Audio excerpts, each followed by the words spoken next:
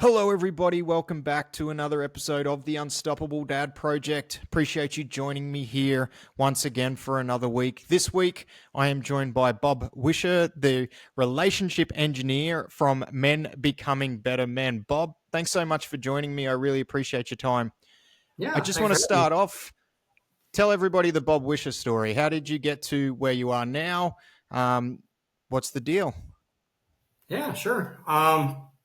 Well, the backstory is I was I do I want basically I'm doing I've become a coach because when I was growing up, I always felt like the odd man out.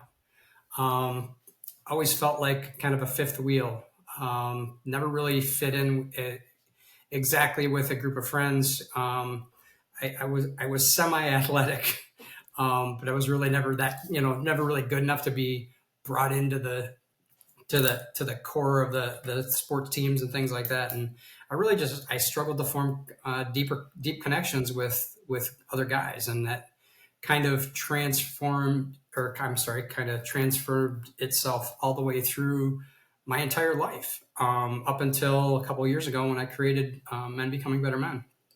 Um, Part of that journey was I made a discovery of from my childhood, a traumatic event that happened to me when I was actually when I was born, or just prior to my birth. Firm believer that um, energy that is going on around us when we're in the womb can be absorbed by us, and meanings can be made from those interactions. And what mine was that my parents were not married when I was conceived, and not that that's a huge trauma. I mean, that happens all the time now, right? But what what people don't realize, and people in that situation, is that the stress and the strain and the all the things that are going on around what were going around my parents at the time was being absorbed into me, into my knowledge, into my DNA.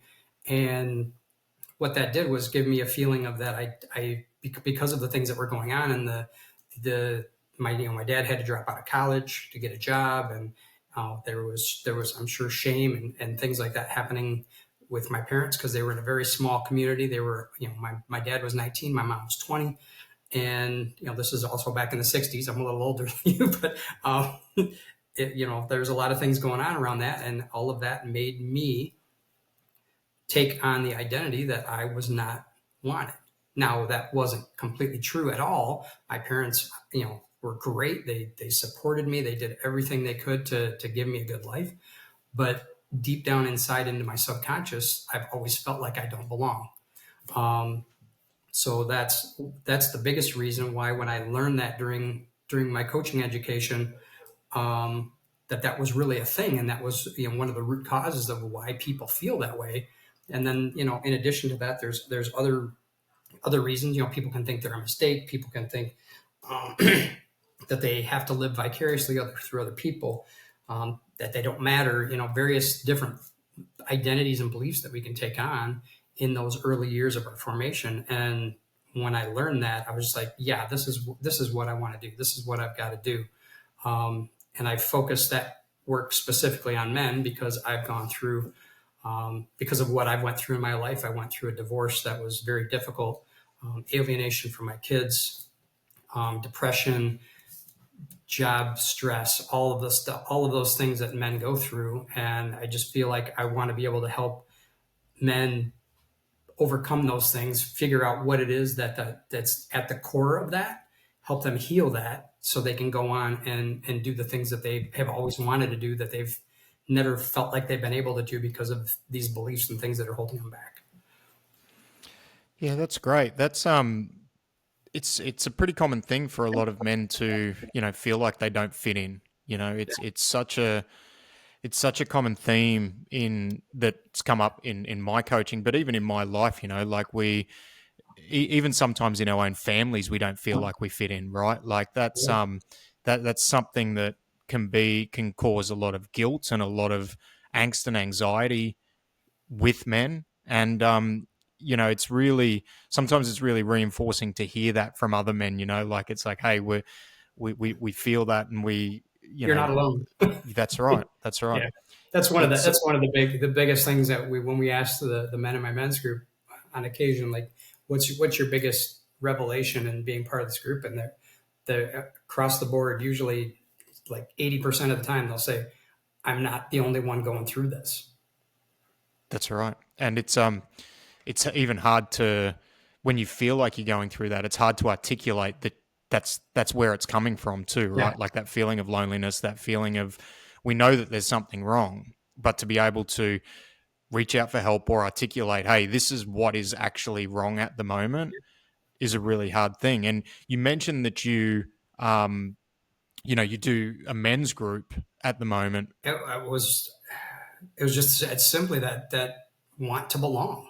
I really never had a core group. I mean, I had a few friends here and a few friends there, and some were better than others, obviously. But I never really had a core group of, if I was, especially coming out of my divorce, because a lot of the friends that I had prior to being married and being married for as long as I was, those friends all kind of faded away, or I always try to be nice. I wasn't allowed to to hang out with those friends. Um, so then when I got divorced, all the friends that we had together, she got them in the divorce. So here I was at age 45. Most of my friends are gone. I really had nobody.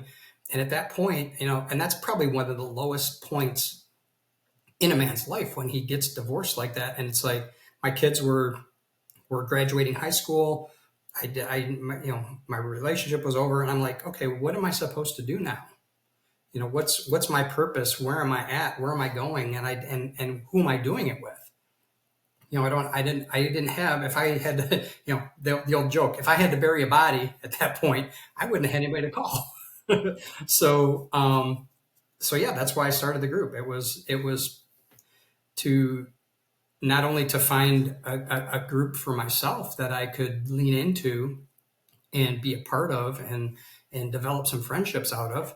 It was also to bring, broken, I thought at the time I was broken, bring men together that, feel the same way, and give them the opportunities as well. And it's worked out amazingly. We've been doing it for 5 years, and it's, it's almost like every other week when we get together, there's somebody's coming up with something that is new and different, and growth or transformation. And it's been a great thing.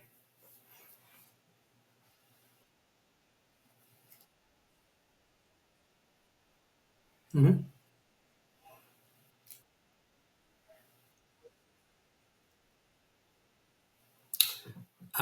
Whatever he wants it to be, ultimately. I knew for pretty much my entire life, I had that burning kind of something, that was going on inside me, that I knew that there was more. I knew there was something else I was supposed to do, somewhere else I was supposed to go, someone else I was supposed to become, right? Um, and it was kind of always bugging me. And I've told this story a million times. I used to, you'd be driving down the highway, right? And you'd see, like a work van. It's like Joe's Plumbing or Bill's Heating and Cooling or whatever. And I always got this feeling like, God, I want to be one of those guys. I want to be my own boss. I want to have my own business. But I came out of college. I got into the corporate world, and I'm still actually working in the corporate world. I've been for over 30 years working in the corporate world. And it's definitely proven time and time again that it's not what I'm meant to be doing. I've had so many wins with either clients or men in the group, or just other people randomly that I've crossed paths with, and helped in some way, that I know that that's what I'm supposed to be doing. But I'm kind of married to the corporate life right now, and I'm working my way towards moving away from that. And if it takes me to, I'm 55 now, I'm closing in on retirement. So if it takes me getting to retirement to be able to coach full time, I will do that. If I'm able to get there sooner than later, that's great too. So just kind of taking what comes. That's great. So, is this for you really a passion project on the coaching side of things? You've you've mentioned you've been in the corporate world for 30 years. Is there a lot of cross is there anything that crosses over from there from your previous experience in the corporate world into what you were doing? Yeah, that's where I came up with the term relationship engineer. I've basically been working with or as an engineer for a good part of my career, working with teams, but both engineering, manufacturing, purchasing, sales, and my job as a program manager is to bring all of those people together. And to do that, you've kind of got to be a master of relationships. You got to know how to get them to talk to each other. You got to get them to figure out how to interact together so they can work together for a common goal. Do it on time, do it under budget, all of those things. So it's actually been very much helped me to do what I'm doing now, because I can see where things are going and where relationships have to be and how they have to form and grow and strengthen to be effective and successful.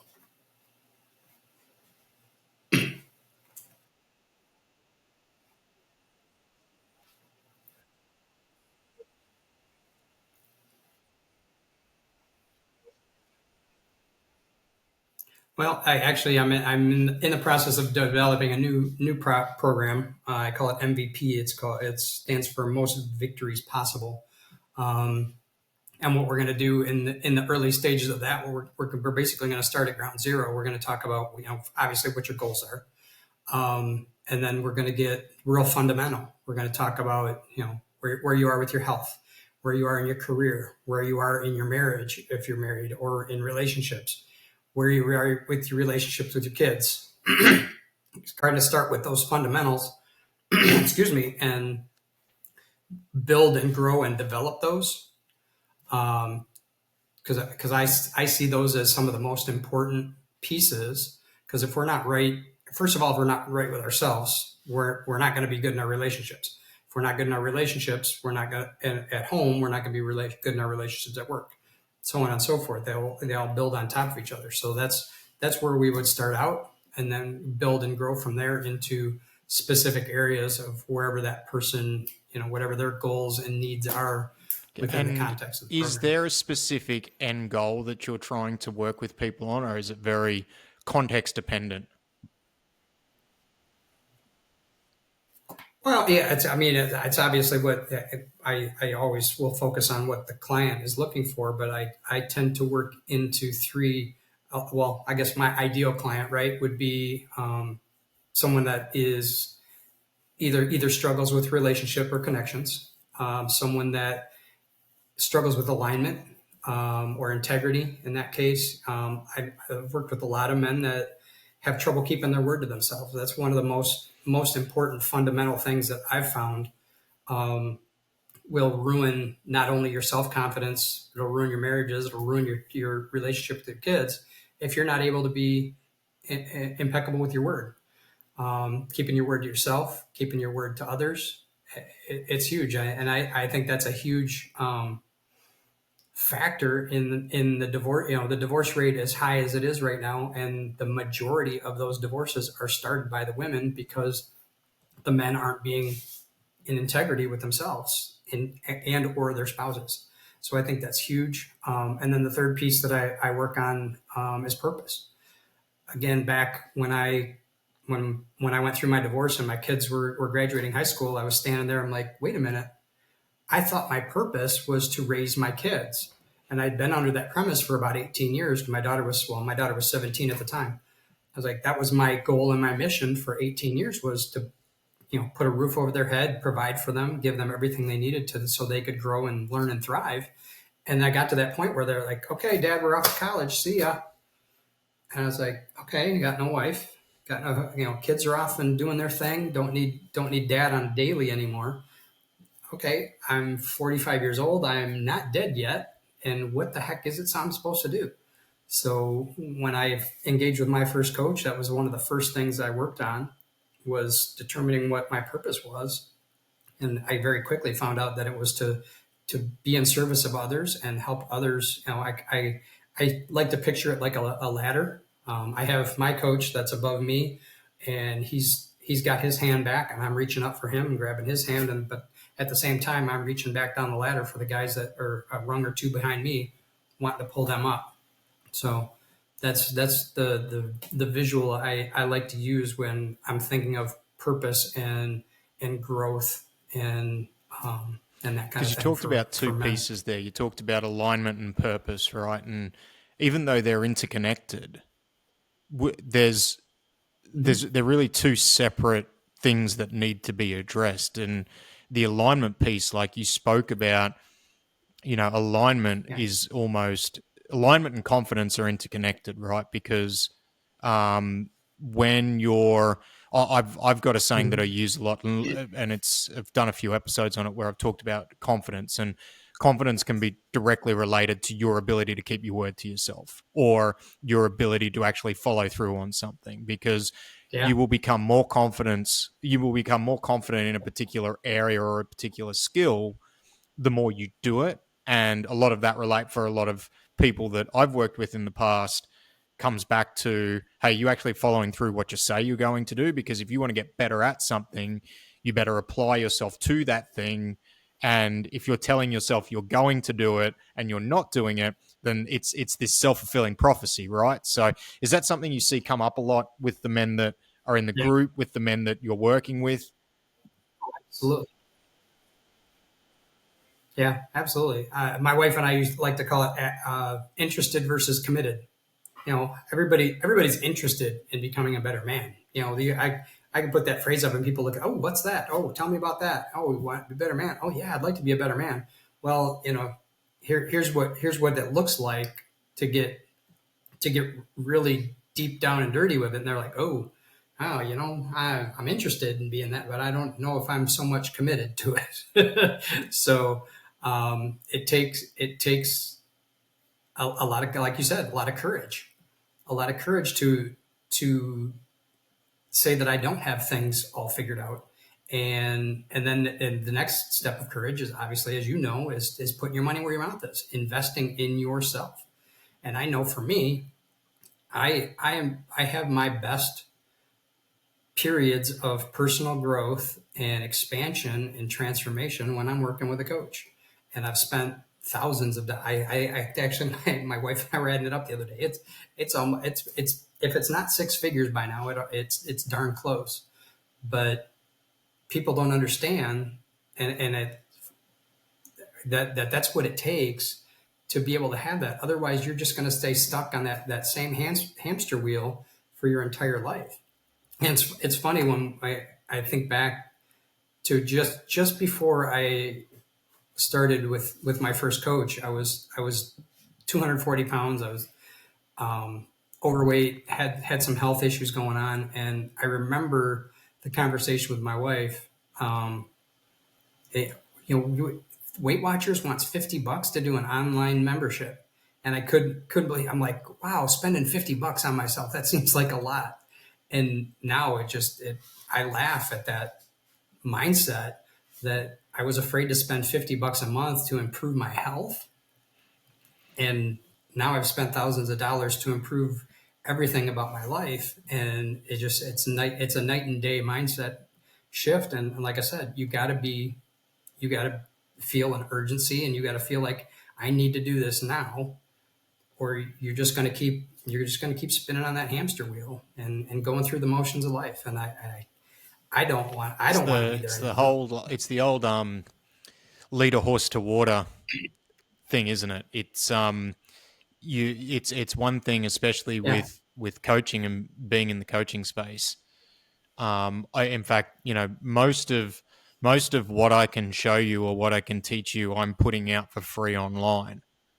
But that investment Mm-hmm. in yourself sometimes is the catalyst that people need to actually take the action and follow through. Like, there's a whole accountability piece that comes into it when you have a good coach who can leverage that accountability for you to follow through on that word. And there's a lot of times over the last 15 years where, I think that when we talk to people about change, it's a spectrum that they're on, and you have to be at the positive end of the spectrum in order to take action. And for a lot of people, they're more comfortable staying where they are than they don't want the uncomfort that they're going to feel to take the action to change is more uncomfortable than the discomfort they're feeling staying where they are. And it's Yeah. Oh yeah, and it's uncomfortable. What I do every day is uncomfortable. Like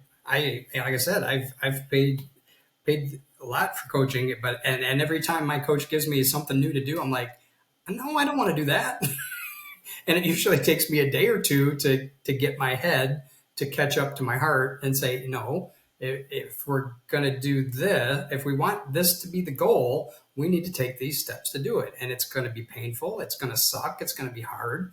But it's funny that we had a retreat last month where my coach and a bunch of his clients got together, and we went on a hike in North Carolina, and we were walking the trail.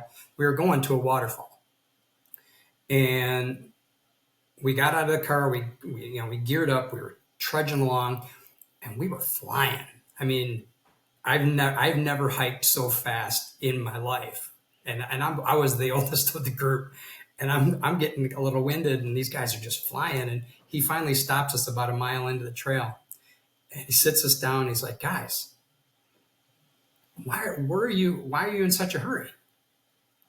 And he's like, everybody's looking. He noticed. He's like, we're all looking down at the ground looking for roots and rocks and whatever, so we don't trip because we're going so fast. We didn't want to trip. He's like, you're missing the whole thing, man. You're missing, the trees and everything that's going on around you and the beauty of this. He's like, relax. We'll get to the waterfall. And it's such a great metaphor for personal growth, that when you're going through something and it's like a hike, and it's, hiking up a mountain, it's hard, and you got to watch for rocks and roots, but you also got to enjoy the journey. And eventually you're going to get there. You just got to be persistent and consistent, and you'll get there. And it was a great, he did it on the spur of the moment too. And it drives me nuts because he still uses it now. Every time we have a conversation like this, he's like, relax, Bob, you're going to get to the waterfall. And I'm like, stop it. It's hard to be patient though, right? Like we want these we want that It is. It's hard to be that patient. instant gratification, that payoff for the work, and it's hard to sometimes have that view of the long game when you're Absolutely. when you've got a destination Yeah. that you want to get to quickly, especially as men. I think that's Yeah. And yeah, and we all want to be millionaires, right? We all want to be successful. We want to, change the world, save the world, the whatever the you want to second call part it. of what you've been talking about, like Be alignment, right? patient. And alignment, we were just talking about how, alignment, confidence, action, like it all feeds in together. Then you've got purpose. With purpose, like that's something that Hmm. is a constant reoccurring theme, I think, for everybody across the board, right? Like, why am I here? What's my purpose? What am I trying? Like, what am I trying to do with Hmm. this life? Because, despite just having a conversation about being patient, like we do only have a finite amount of time to achieve what we want to achieve, to fulfill our purpose. Right. But I think that one thing that I've seen, and I've struggled with it personally, but then also people that I like coach, we don't know what our purpose is. Like we're kind of hoping to find it. Is there anything that you have done over the years where you've spoken about what your purpose is, to serve people, that's kind of brought you to that place where you feel that you've kind of reached a point where you're now starting to work towards fulfilling that purpose? What are some of the steps you've taken to come around to that point? Yeah. Oh, I mean, maybe I was lucky, but became very clear to me when I did that. I did that first exercise with the first coach I hired, and the statement, the purpose statement that I generated out of that exercise was to express and inspire love and wellness within myself and to others. And it blew me away because it was narrow enough, but it was wide enough, right? It gave me a lot of bandwidth to do, but it became my North Star. It became that, that guiding light of, I'm going to go in this direction, and I'm not exactly sure how to get there, but I'm going to start going. I'm going to start going in this direction. And what that did was it helped me to create the Men Becoming Better Men group.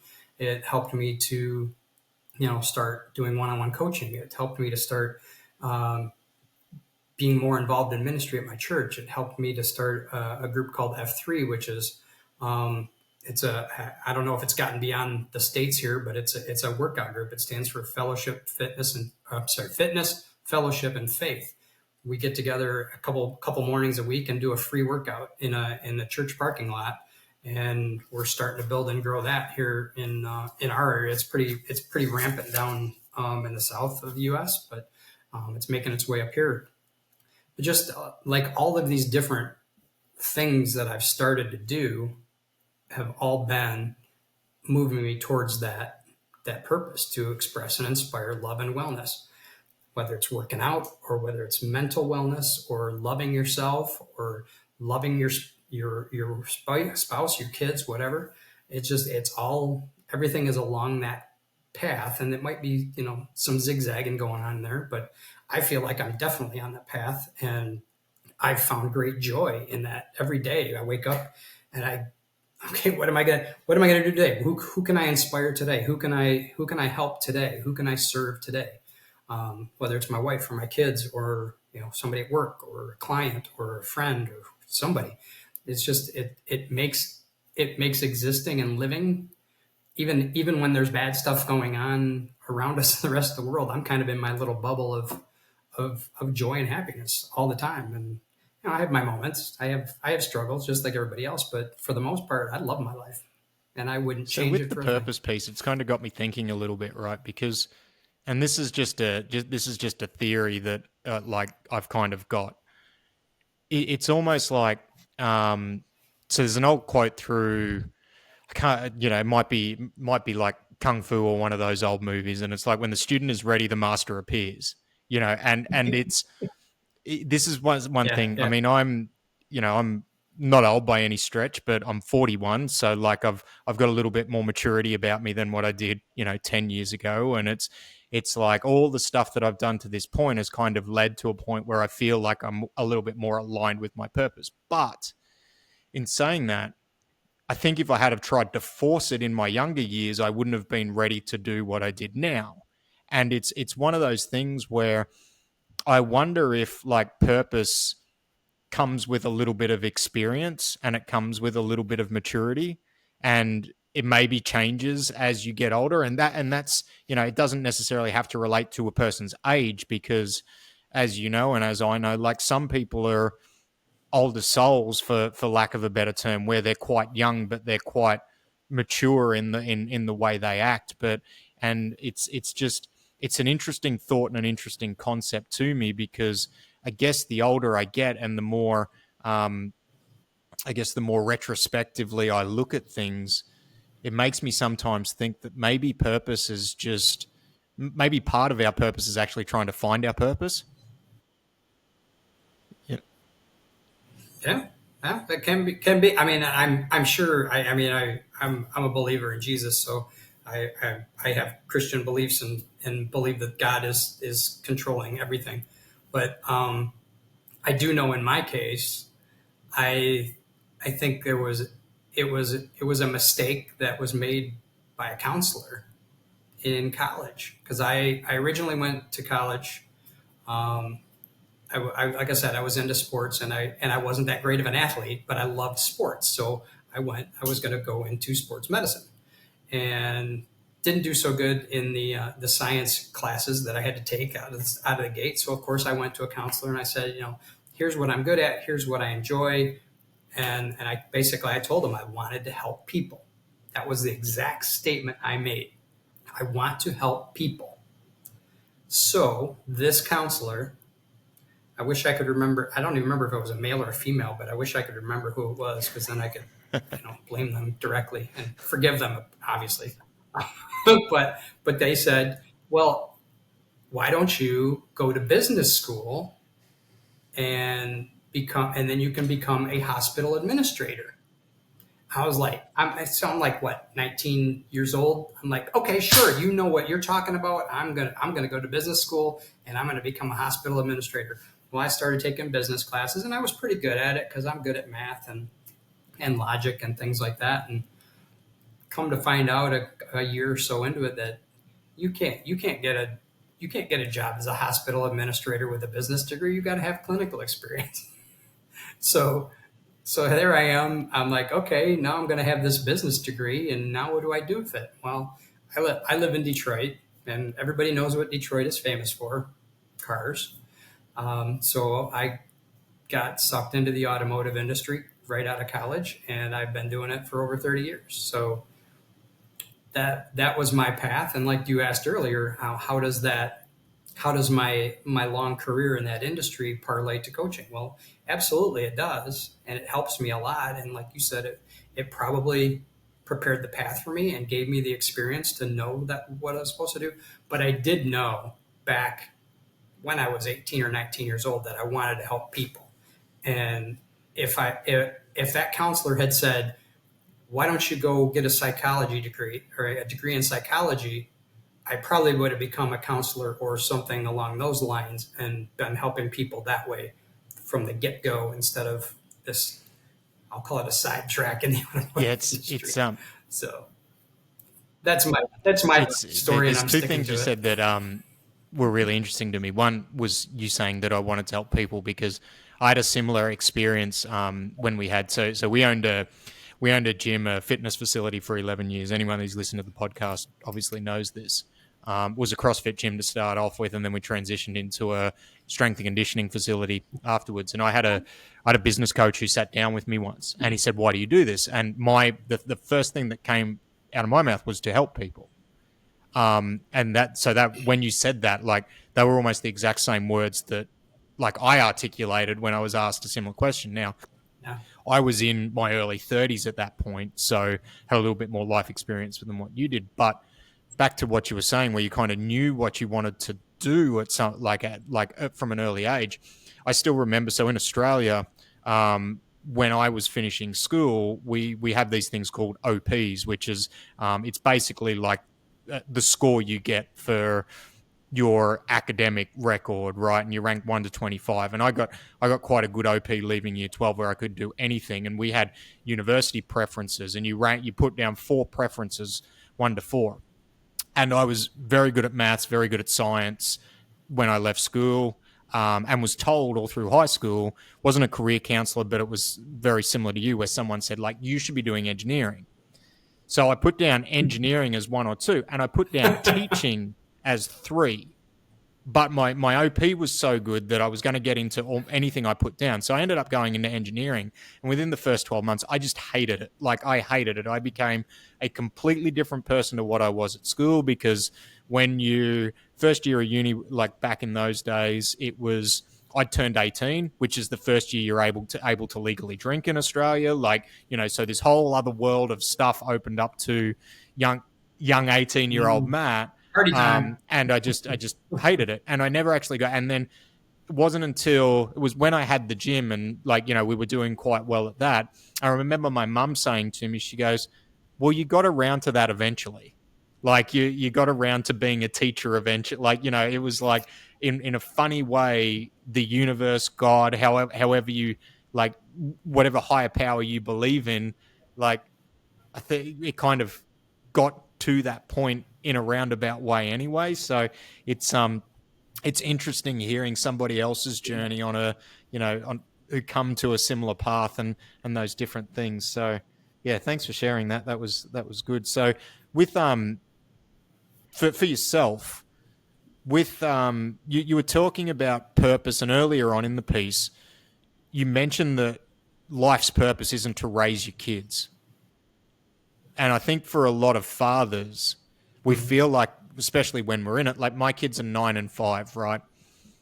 Does feel like my purpose right now is to raise my kids. Do you want to elaborate on why you say that? Like, what's kind of brought you to that conclusion? Yeah, because I like I said, when I had that realization when my kids got to that age, and there was nothing left to do at that point, I was lost. And I think my advice to fathers of younger kids at this point, yourself included, is to well, and you're kind of there.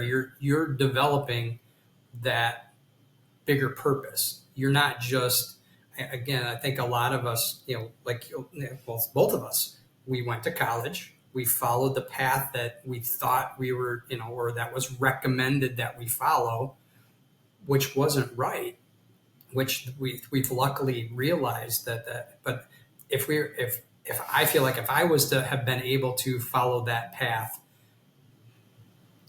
and have my kids at the same time, I mean, I look at guys like Tony Robbins and Ed Milet and guys that have been doing it for decades, and I wish I could have been doing it for decades because of all the people that I could have helped. And I just wish I had found more of a purpose back. I mean, I guess the other part of it, to answer your question, is I spent a lot of hours from the time my kids were born till the time they graduated from high school, playing video games, doing yard work, doing things that were not value added. They were value added, yard work and things like that around the house were value added to my family, but video games and reading fiction books, those are the two big. If I could have the hours back that I wasted doing just those two things, and third, sorry, watching sports. I spent hours and hours baseball, football, hockey, whatever.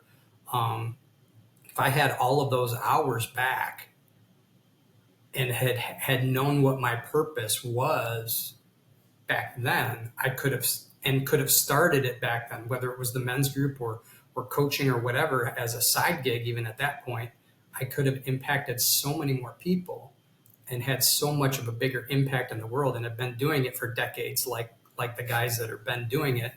And I just it's a regret. It's not the end of the world. I'm glad I'm finally where I'm meant to be now, but I really, really wish I could have started it sooner and done it longer. Just because A, I'd know more, and B, I know for a fact I wasted a good 20 years not learning anything at all. I was reading fiction books. I didn't read it. I didn't crack a self help book until I was in my mid 40s, and I started reading like No More Mr. Nice Guy and the Four Agreements and Way of the Superior Man. I started reading those books, and my mind was blown. My mind was blown. I was like, why did I not know this stuff 20 years ago? Oh, well, that's because you didn't pick up the book, you knucklehead. And to have known some of those things that were in those couple books that I mentioned, if I had been doing those in my first marriage, it might not have gone Yeah, south. it's it, It might have been better.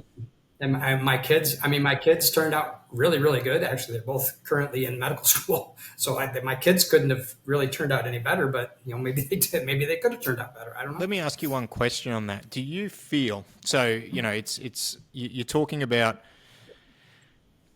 time that was wasted. And look, don't get me wrong, I'm a big believer in the fact that a lot of us are a lot more capable of achieving more than what we believe we are from a capacity point of view.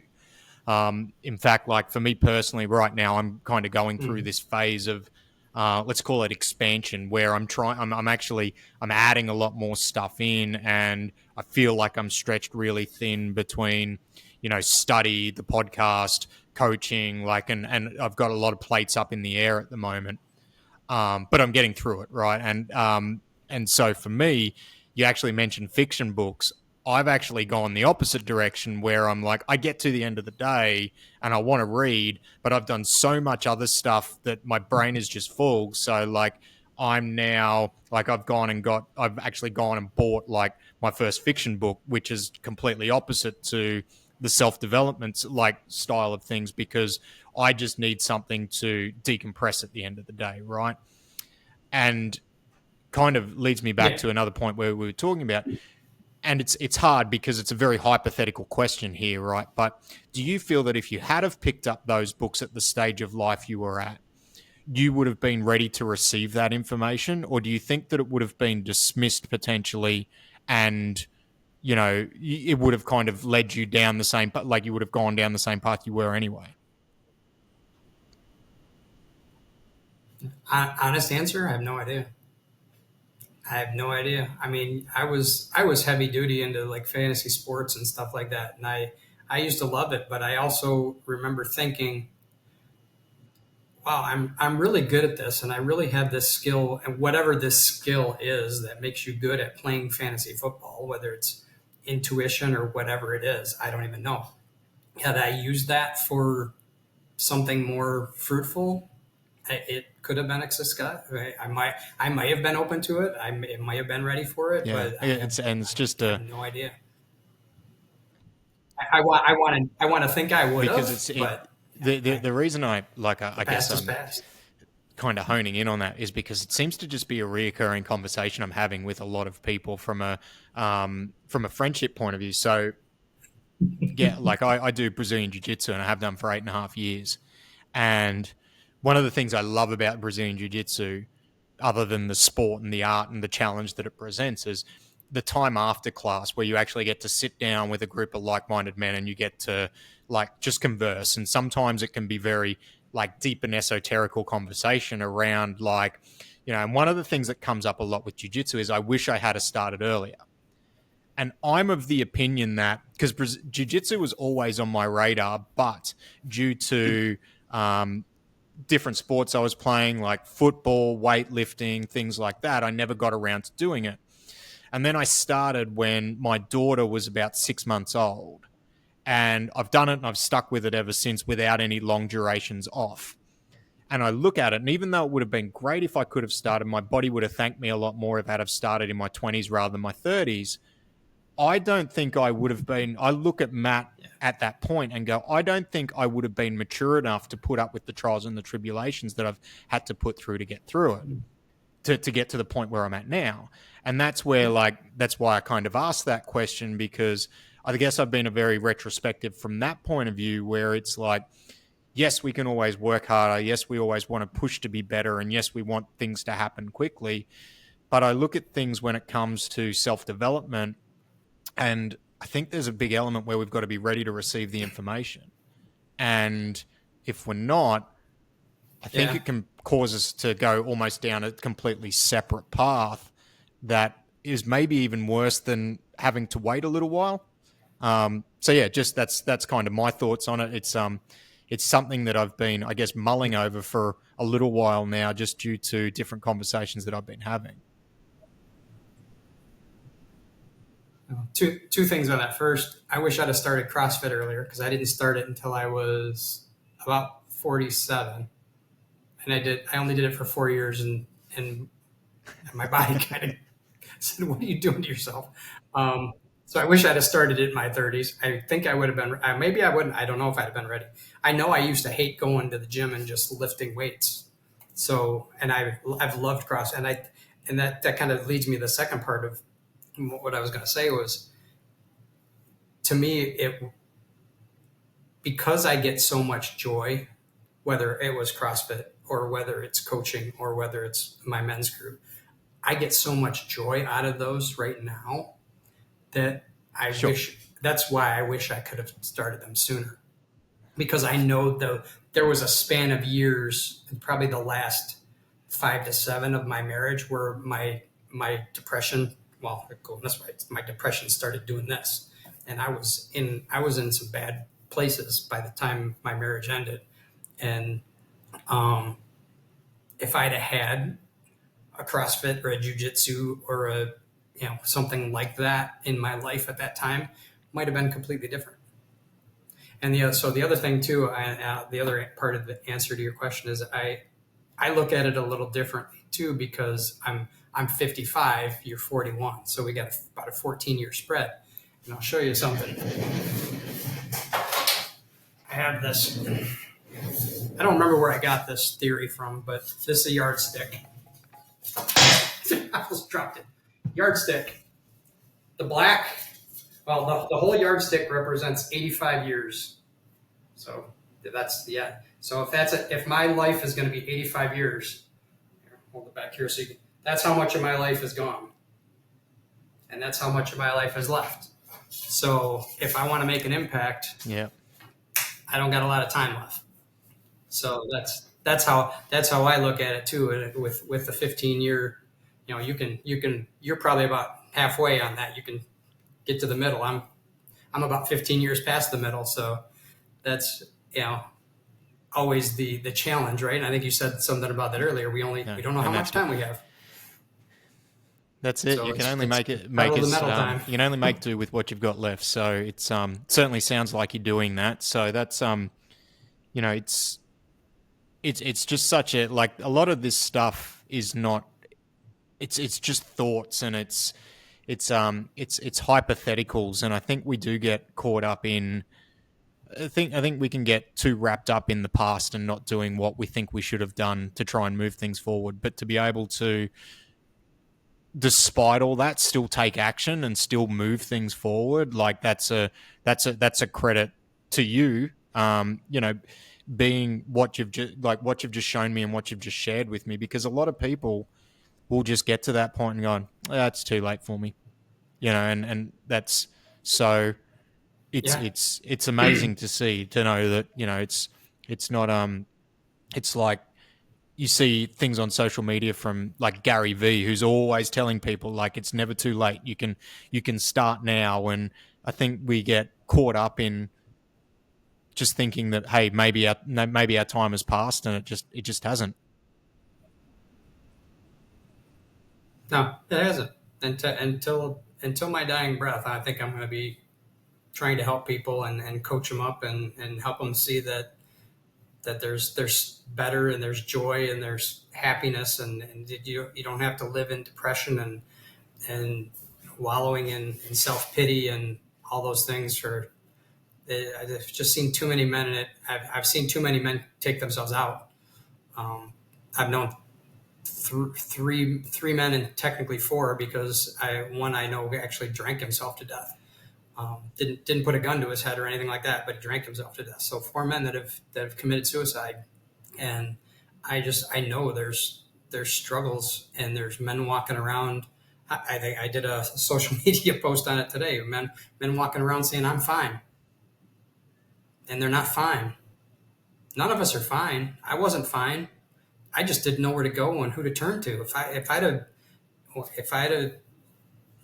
I did. I mean, I did ultimately find a coach at that point when I really hit my rock bottom, but I wish I'd have done it a lot sooner. Just on that, it's not even to the point where I think finding I spoke about it with jiu-jitsu, and the conversations on the mat afterwards. You've spoken about it with the group that you've set up and things like that, and I think there is, thankfully, a lot more free resources for men to be able to go and find a support network and a community. And as daunting as that might sound for some men to go to that, or whatever their previous beliefs that they maybe need to let go of, to take that step, it's such an important piece to have that support network around.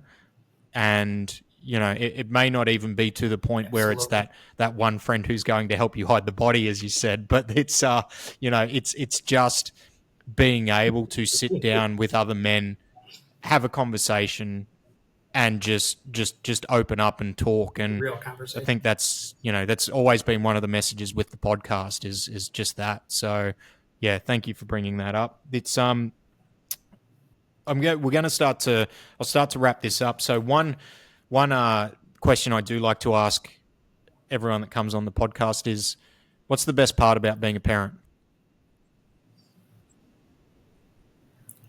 Oh, the best part about being a parent? I know it's hard. So many. It's hard. It's I'll probably seeing the kids' victories. my son played pretty high level travel baseball here in the States, and he had a lot of success, a lot of wins, a lot of fun games traveling around the country to different places. It was just so much fun to when he when he'd get a big hit or a big play, and it just that smile on his like I remember one time he got a double, and he's standing on second base, and this grin, was huge. Just loved seeing them smile. And now, like I said, they're both in medical school. They both done their white coat ceremonies in the last year or two, and to see them up there on stage, getting that white coat and getting to that next milestone in their journey and becoming doctors, it wouldn't change it for the world. And I had it in my notes, the one thing, the one piece of advice that I want to give to dads out there, especially very very new dads. The one thing that we did that I think really set our kids up for the success that they've had is we started reading to them from day one. We would read them whatever book, because obviously when they're infants they don't know, they're just hearing things, right?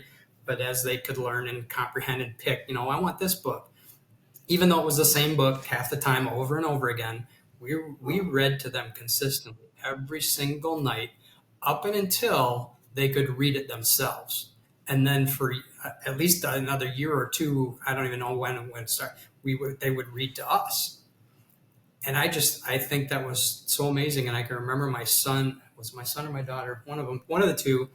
I remember going into one of their like third or fourth grade conferences, parent teacher conference, and the teacher saying, I can't tell you anything about your child because they're reading at like a ninth grade level in third grade. And I was just like, hey, I really think that was a key and a catalyst. And if I think if every parent was able to do that and take that time, not to mention it's the time, right? It's the quality time with your kids to be able to do that.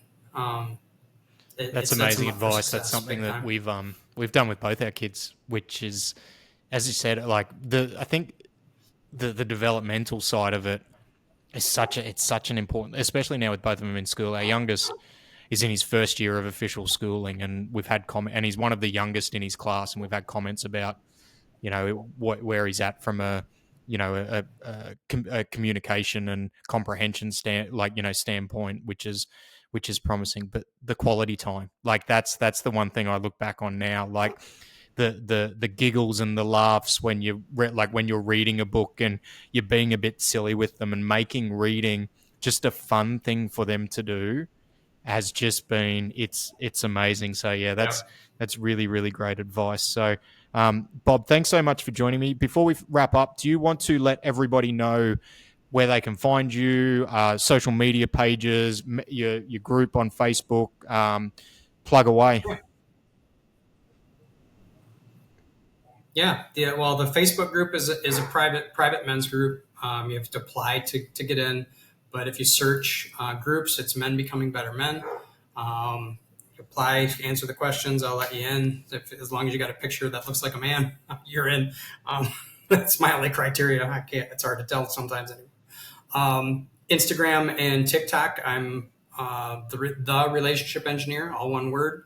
Um, And then if you want to reach me directly, go to my website, www.menbecomingbettermen.com, all one word. Um, got some information there. I did a podcast for a little while, a couple of years ago. It's kind of on hiatus at this point, but I got about 100 episodes, both on Spotify and Apple Podcasts. So that's out there as well if you want to hear more from me or about me Great, and or I've got what it is all that the I do. links to those, so I'll pop them all in the show notes. So you'll be able to jump across, find Bob's website, his Instagram pages, and etc. will all be there. Well, Bob, thanks so much. I've really enjoyed our conversation. I appreciate your time, and I appreciate you sharing your Thank you. journey with us. So thanks very much, everyone, for listening. Have a great week, and I will see you next week. Goodbye. Thanks, Matt.